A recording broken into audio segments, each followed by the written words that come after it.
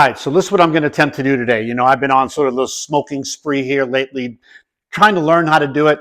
I got a beef tenderloin here, and I was going to smoke it, and I'm just not feeling comfortable enough with that. So this is what I'm going to do. I'm going to show you my step-by-step process of doing the beef tenderloin and putting it in the crock pot. Let me show you. So this is what I did. I got some garlic salt, fresh ground pepper. I put it all on the tenderloin, rubbed it all in there.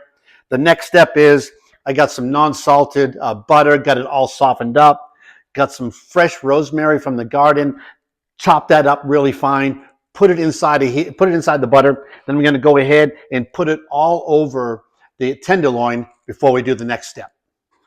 All right, so the next step is this. We're going to go ahead. I'm going to get this cast iron skillet smoking hot. I love cast iron the best. Going to get a little bit of olive oil and pour that inside of here. And you want to do that really after that skillet is nice and hot.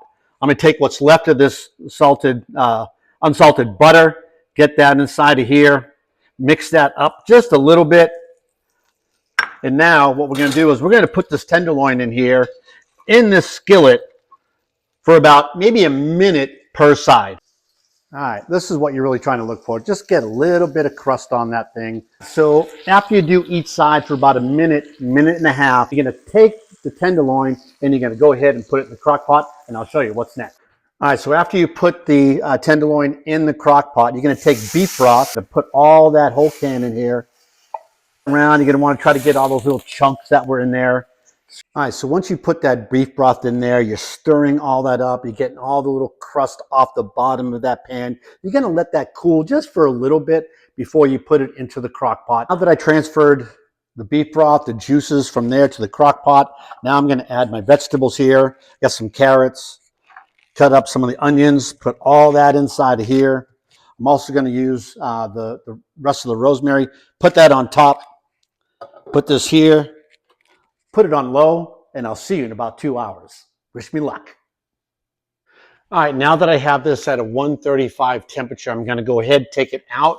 I'm going to go ahead and put it on this plate, cover it loosely with a little foil, cover it with foil while the rice pilaf and the gravy is cooking, and I'm going to let you know how it turns out. So after this is rested for about 10 minutes or so, let's go ahead and take a cut into it. I think that is a home run. Look at that. Wow. That looks pretty good right there. All right, so that's it.